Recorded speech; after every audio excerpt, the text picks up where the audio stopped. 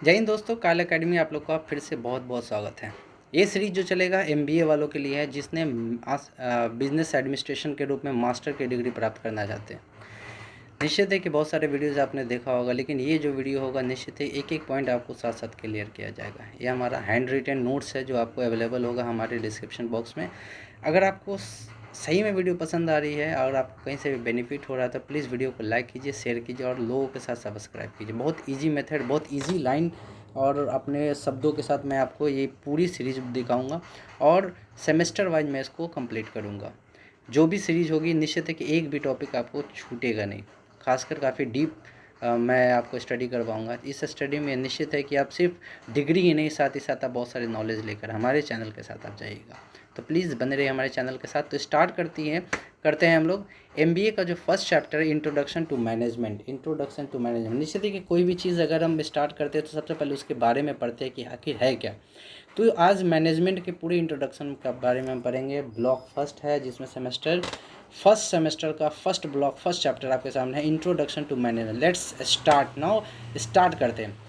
Meanings और definition. सबसे पहले हम इसका मैनेजमेंट का मीनिंग पढ़ते हैं। क्या है मैनेजमेंट का मीनिंग, क्या है इसका डेफिनेशन, ये हम देखेंगे। Management could be understood as an the activities with a goal accomplishment and the result orientation. ठीक है, मैनेजमेंट उसे कहते हैं, हम अगर इसको समझना चाहें तो जो एक्टिविटी हम किसी भी कंपनी के साथ या किसी भी इंस्टीट्यूट के साथ अगर हम करना चाहते हैं, लेकिन कोई भी मैनेजमेंट उसे ही कहेंगे जिसमें कोई गोल हो। ठीक है, विदाउट गोल अगर हम कोई मैनेजमेंट कर रहे हैं तो एक्चुअली में वो मैनेजमेंट है नहीं।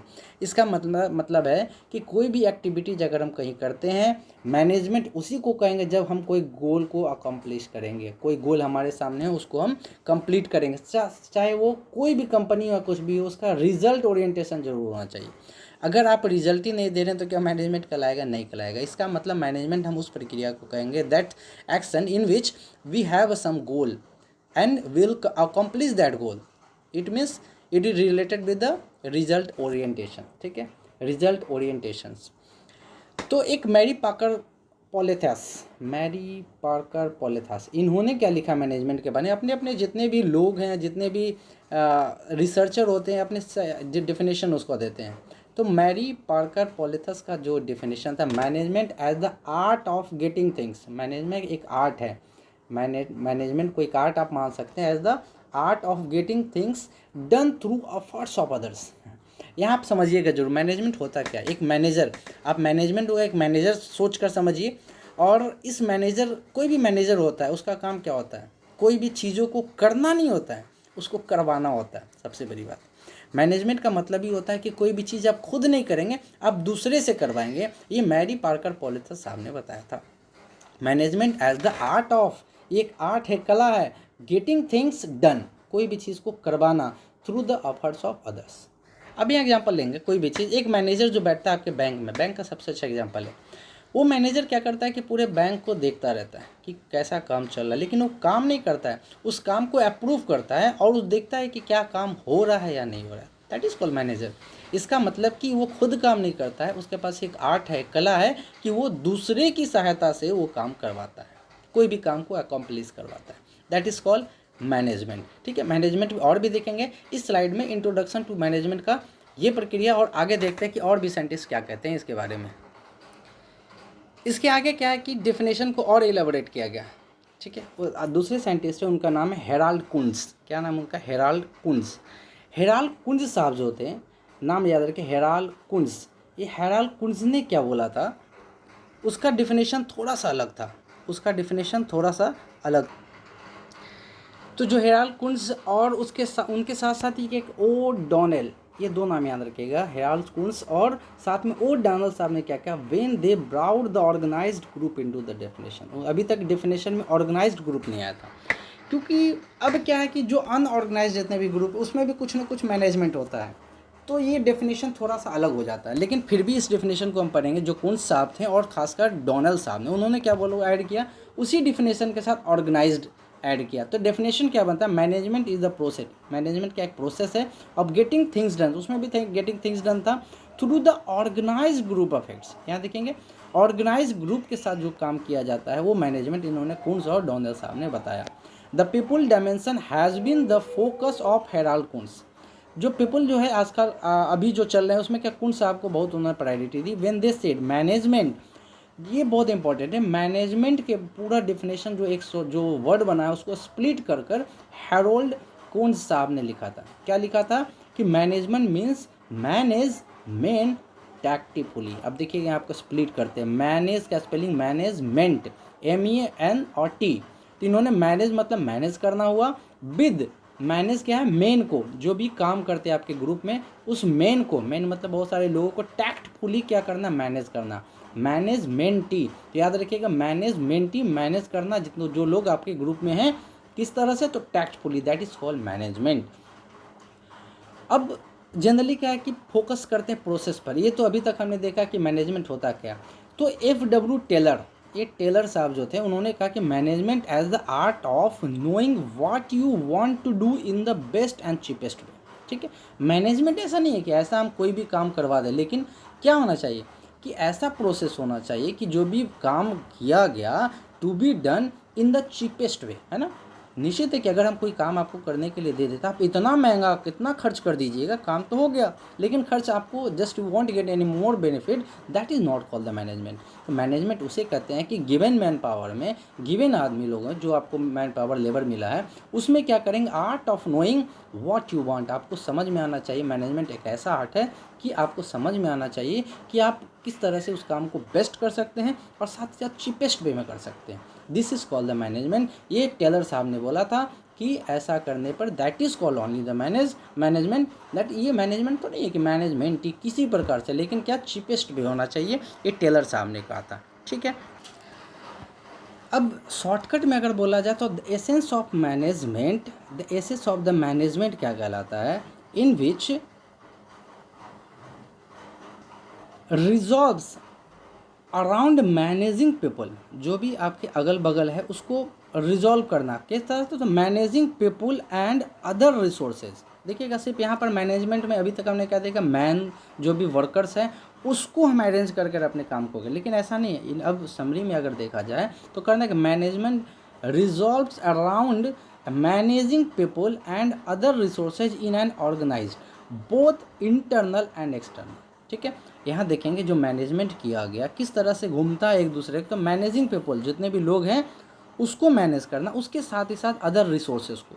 ठीक है, दो चीज़ यहाँ आया, एक पीपल को मैनेज करना, दूसरी साथ साथ जो भी रिसोर्सेज आपको दिए, जैसे हमने बोला चीपेस्ट वे में, तो रिसोर्सेज को यूज़ करते हुए चीपेस्ट वे में, कब ऑर्गेनाइज किसी भी ऑर्गेनाइजेशन में, कहाँ कहाँ, तो इंटरनल और एक्सटर्नल बोथ में। ठीक है, क्या इंटरनल क्या एक्सटर्नल मैं आपको एक्सप्लेन करूँगा। Leading to the achievement of the objective, जो हमारा ऑब्जेक्टिव है, किसी भी मैनेजर को जो ऑब्जेक्टिव दिया जाता है उसके लिए, कोई भी ऑर्गेनाइजेशन में अगर किसी ऑर्गेनाइजेशन में किसी भी मैनेजर को ऑब्जेक्टिव दिया जाए कि आपको ये करना है, तो दो प्रकार से, एक पीपल का मैनेजमेंट करेगा और जो रिसोर्सेज दिए हुए हैं उसके मैनेजमेंट को ही हम बेटर मैनेजमेंट कहते हैं। This the meaning could be better understand by examining the nature of management, किस प्रकार का मैनेजमेंट होता है उस नेचर को अगर हम समझ जाएंगे तो मैनेजमेंट हमें पूरी तरीके से समझ में आ जाएगी। तो अगला जो टॉपिक है हमारा नेचर ऑफ मैनेजमेंट है।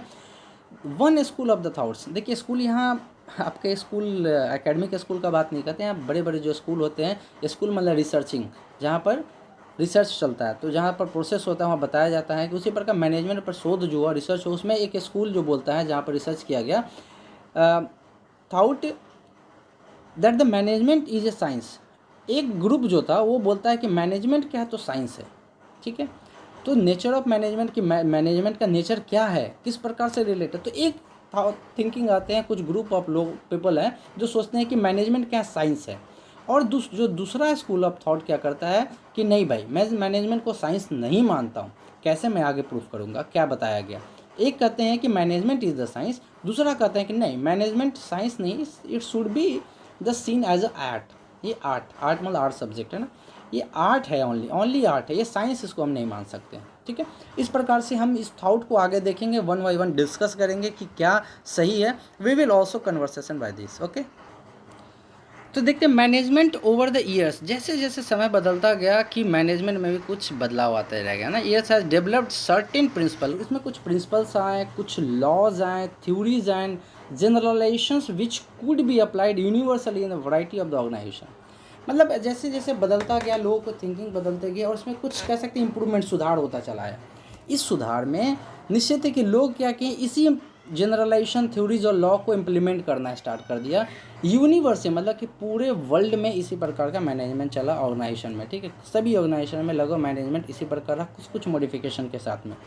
लूथर गुलिक, याद रखिएगा, लूथर गुलिक जो है आर्ग्यू करते हैं क्या कि that management has a body of knowledge with underlying principle and it is in the process of being called a science. ये लूथर गुलिक साहब कहते हैं कि भाई हम इसको साइंस क्यों नहीं माने, कि हम मैनेजमेंट को एक नॉलेज के तरह हम गेन करते हैं, कैसे हम मैनेजमेंट कर सकते हैं। जनरली इसमें कुछ प्रिंसिपल्स भी होते हैं, प्रिंसिपल्स के साथ ही हम बिना प्रिंसिपल्स के हम सक्सेस नहीं करते मैनेजिंग में, और इसमें एक प्रोसेस है, मैनेजमेंट इज़ द प्रोसेस, पहले भी हम देख चुके हैं।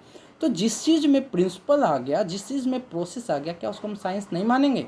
तो गुलिक साहब कहते हैं पक्का हमें मानना पड़ेगा कि जिस चीज़ में कोई प्रोसेस आ जाए, साथ ही साथ हम उस चीज़ के प्रिंसिपल बनाते हैं कि सभी को इम्प्लीमेंट कर, तो हम इसको एक साइंस मान सकते हैं, ठीक है। तो फर्स्ट आर्गुमेंट यही था कि इसको साइंस माना जाए।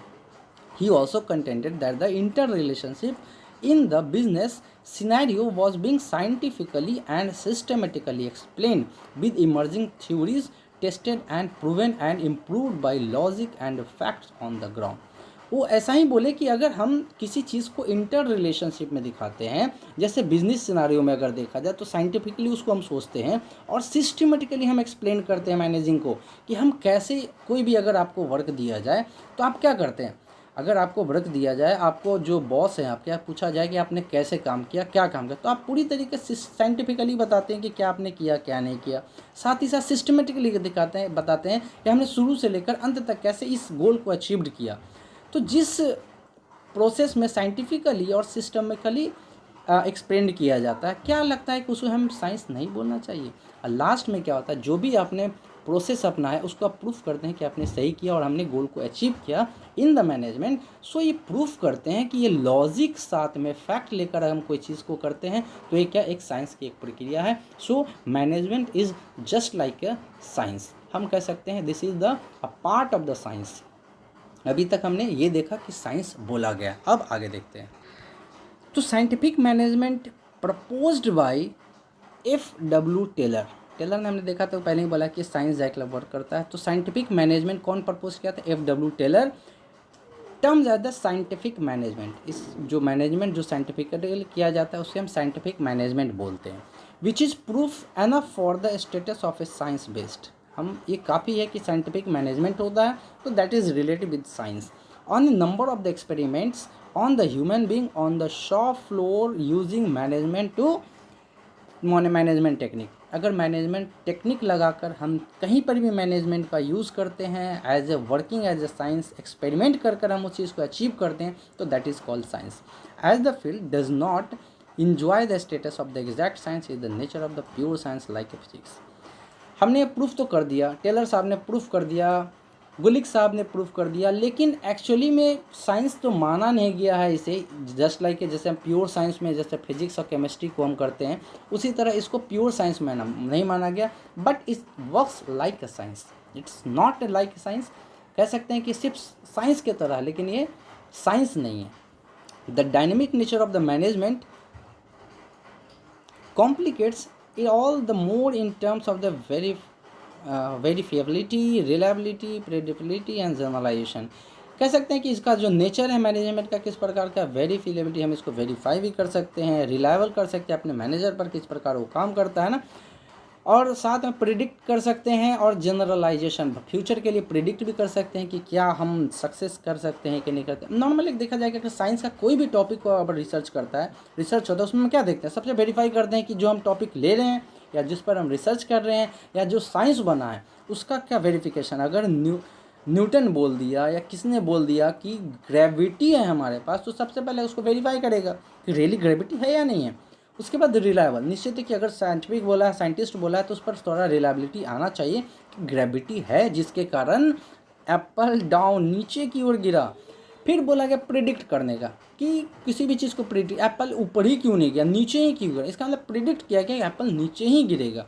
साथ में जनरलाइजेशन, नॉर्मल वर्ड्स में जो भी हम साइंटिस्ट जो होते हैं सोचते हैं कि ये सही है नहीं है, सेम इसी प्रकार मैनेजमेंट में भी होता है कि हम सबसे पहले वेरीफाई करते हैं कि हमारे कंपनी को जो अचीव है, गोल जो है उसको अचीव करने के लिए किस प्रकार के मैनेजर का ज़रूरत पड़ता है, मैनेजमेंट उसे पता है। रिलायबिलिटी, उस बंदे पर रिलायबल करना, साथ ही साथ प्रिडिक्ट करना कि क्या हमें ये अचीवमेंट हो सकता है, हो नहीं सकता है। That is called working just like a science. The dynamic nature of the management complicates, हमने देख चुका किस प्रकार से हम डायनेमिक नेचर मैनेजमेंट का देख सकते हैं कि हम नेचर हमने देखा किस प्रकार से। Research is in the allied areas like mathematics, statistics, psychology have added the scientific forward to the discipline. निश्चित है कि सबसे पहले अगर किसी भी चीज़ में रिसर्च होता है, जब मैथमेटिक्स हो, स्टैटिस्टिक या साइकोलॉजी किसी में, तो इसमें सबसे पहले क्या आता है, डिसिप्लिन। डिसिप्लिन का मतलब कि जो भी रूल्स हैं, जितने प्रोटोकॉल है, उसको फॉलो कर कर हम कोई काम करते हैं, that is called the research. Same management में क्या है कि सेम प्रक्रिया हमने पहले भी देखा कि वेरीफेबिलिटी भी आया, रिलायबिलिटी भी आया, पीरियडिकलिटी आया, जनरलाइजेशन, ये सारे क्या एक प्रोसेस है, जो प्रोसेस मैथमेटिक्स भी फॉलो करता है, स्टैटिस्टिक भी होता है, साइकोलॉजी, सेम क्या होते हैं कि हम मैनेजमेंट में भी ये सेम प्रोसेस यूज़ करते हैं, इसीलिए हम इसको साइंस की तरह मान सकते हैं। अब दूसरा जो स्कूल था वो सोचता है कि नहीं यार, हम क्यों उसको साइंस माने, ये आर्ट्स की तरह, एक अपना आर्ट है ना।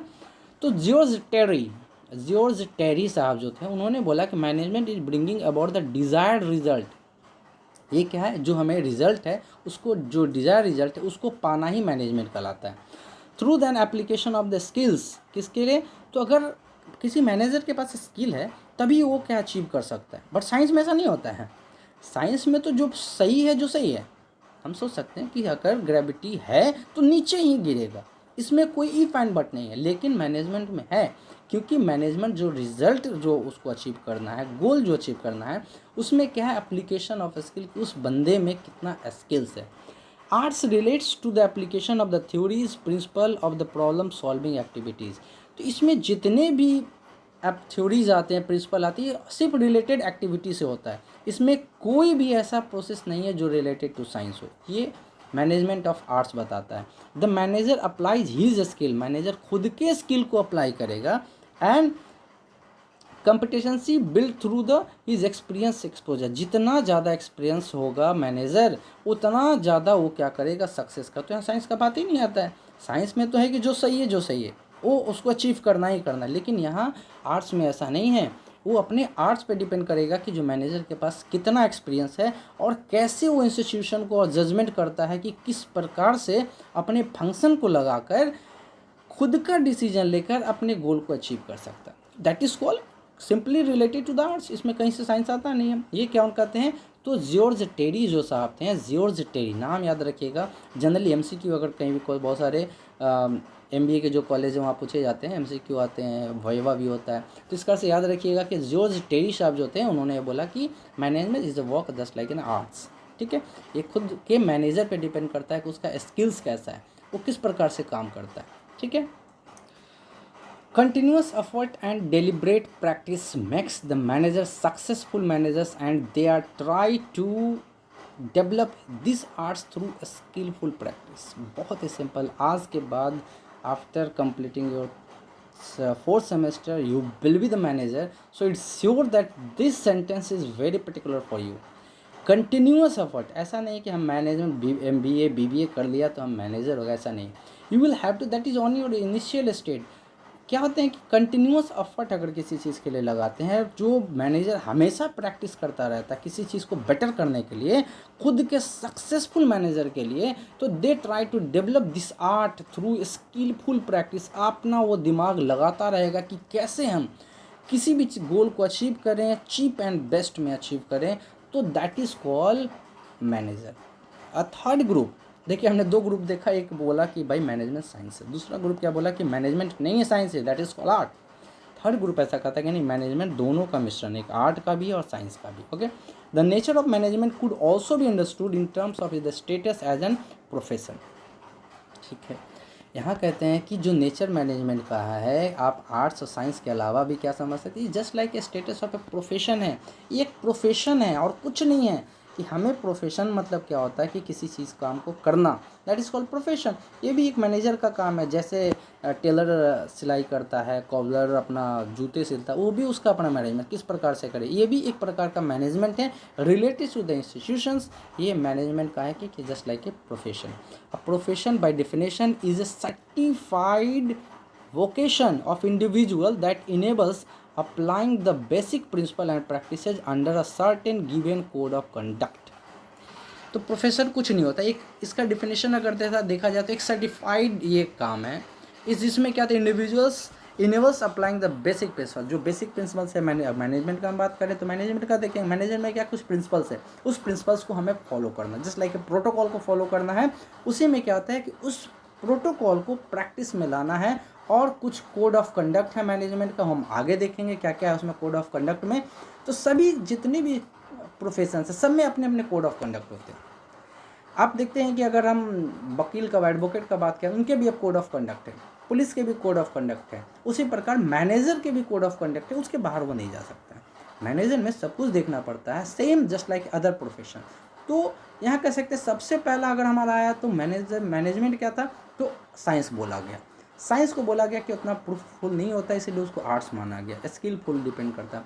और इसमें हम यहाँ कह सकते हैं कि मैनेजमेंट कुछ नहीं है, तो जो मैनेजर है वो working just like a profession, उसका प्रोफेशन है काम करना, बस इतना ही बताया गया। And category the professor according to the Edgar Schein. Edgar Schein जो है उन्होंने कुछ बोला इसके बारे में, क्या बोला वो देखेंगे। एडगर सेन ने बोला कि इस्ट work just like a psychologist.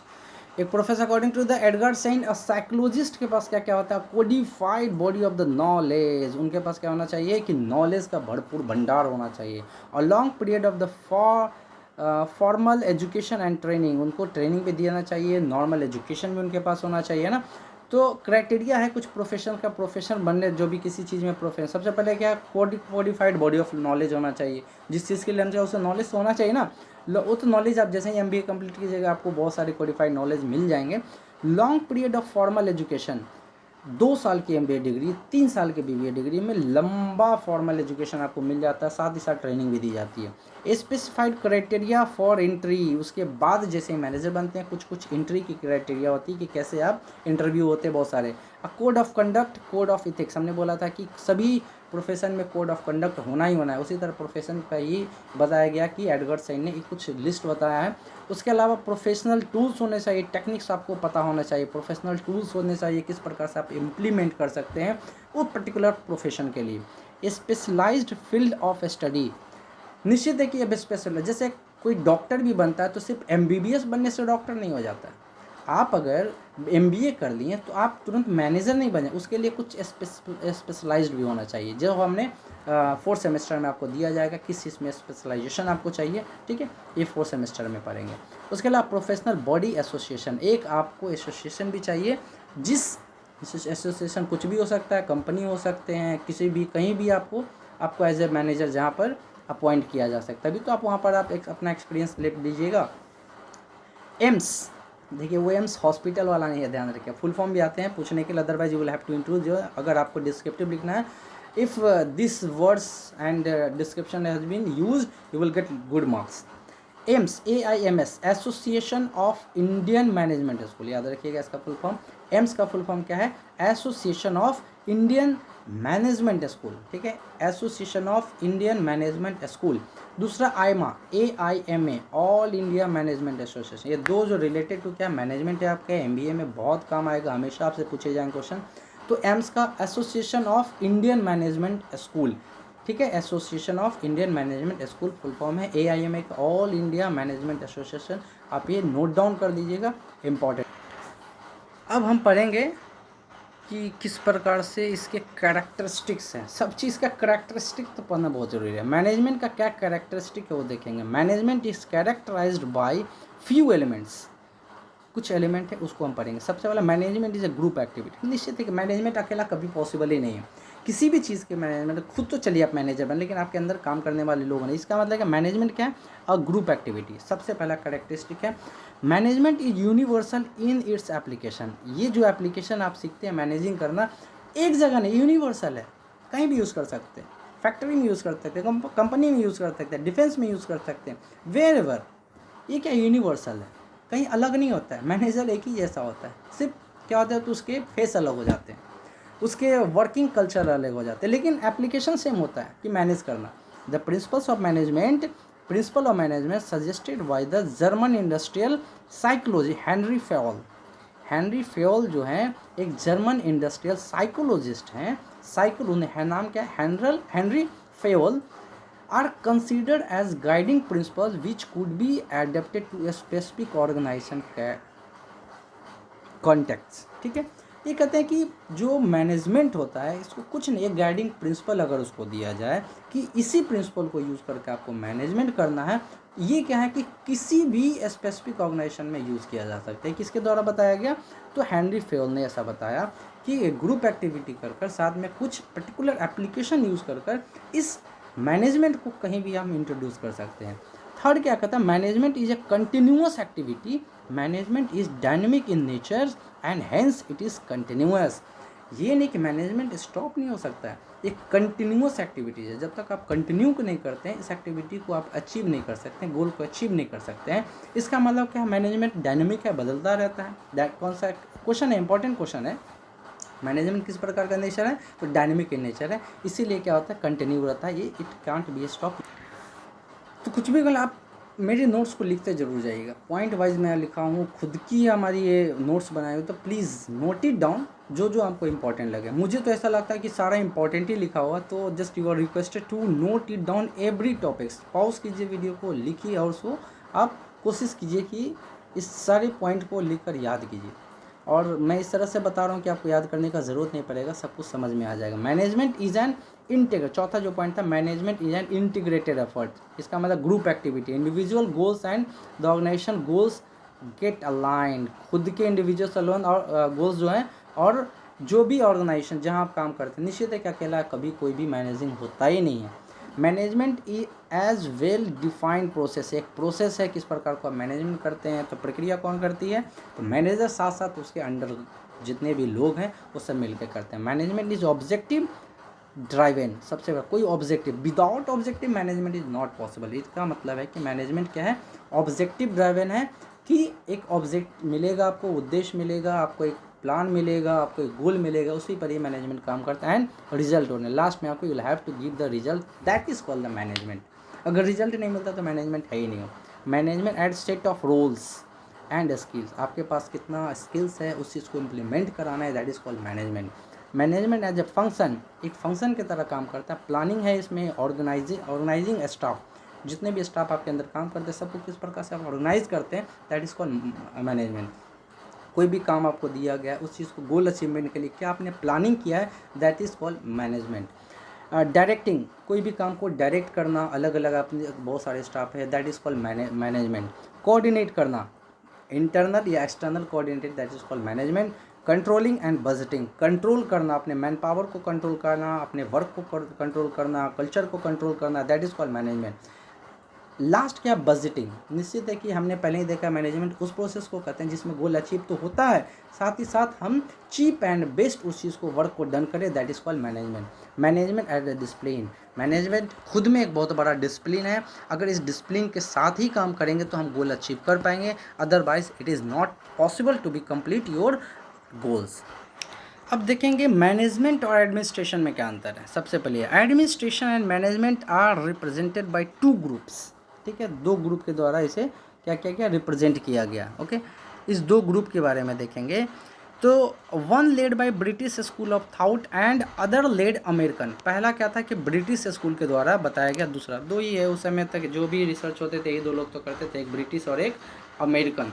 ये दोनों के द्वारा जो किया गया उसके बारे में देखेंगे कि the British scholar argue that the management is much wider compare to the administration and usually related to the top management. ये बोला गया कि जो मैनेजमेंट है ये एडमिनिस्ट्रेशन से बहुत बड़ा है, ये बोलते हैं कि एडमिनिस्ट्रेशन से बहुत बड़ा, usually related to the management, they contend that administration relate to the carrying out the activities at the operation level. ये कहते हैं कि जनरली एडमिनिस्ट्रेशन कुछ नहीं है, ये नॉर्मल एक वर्क है जो कैरी आउट होते हैं, एक्टिविटीज़ होते हैं सिर्फ ऑपरेशन लेवल पर, ठीक है। मैनेजमेंट उस चीज़ को मैनेज करता है, एडमिनिस्ट्रेशन क्या करता है, ऑपरेशन में लाता है।